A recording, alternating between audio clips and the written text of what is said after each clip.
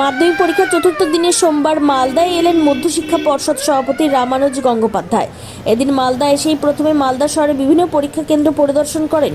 পরিদর্শনে বেরিয়ে তিনি বিভিন্ন পরীক্ষা কেন্দ্রে পরীক্ষা ব্যবস্থা খতিয়ে দেখেন। সোমবার চতুর্থ দিনে ইতিহাস বিষয়ের পরীক্ষা নির্বিঘ্নে সম্পন্ন হচ্ছে কিনা সেই ব্যাপারে প্রয়োজনীয় খোঁজ খবর নেন। কথা বলেন পরীক্ষা ব্যবস্থার সঙ্গে যুক্ত পরীক্ষক পর্যবেক্ষকদের সঙ্গে, সেই সঙ্গে পরীক্ষার্থীদের অভিভাবকদের সঙ্গেও তিনি কথা বলেন বলে জানা গেছে। উল্লেখ্য, গত বছর মাধ্যমিকে প্রশ্নপত্র ফাঁস কাণ্ডে মালদার নাম জড়িয়েছিল, তাই এবছর মালদায় মাধ্যমিক পরীক্ষা সুষ্ঠুভাবে সম্পন্ন করতে বিশেষ গুরুত্ব দিয়েছে মধ্যশিক্ষা পর্ষদ।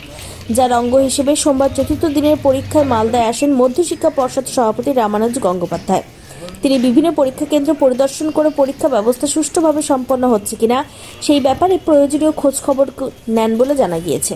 এখন অবধি আমাদের 5টা বোধহয় স্কুল দেখা হয়েছে, তো আমরা বিফোর টাইমে আছি।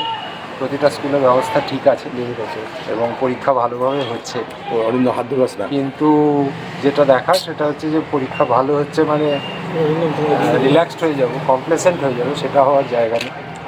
আমাদেরকে প্রতিনিয়ত নজর রাখতে হয় আমাদের ছাত্রছাত্রীর জন্য, গার্জেনদের জন্য, এবং সমগ্র ব্যবস্থায় রাজ্য প্রশাসন, জেলা প্রশাসন যেভাবে আমাদের সঙ্গে সহযোগিতা করছে, যেভাবে আমরা একযোগে কাজ করছি, এটা একটা দৃষ্টান্তমূলক টিমওয়ার্ক সম্ভব হচ্ছে বিকজ একদম উচ্চতর নেতৃত্ব থেকে সবাই আমাদেরকে যেভাবে সাপোর্ট দেওয়া হয়েছে,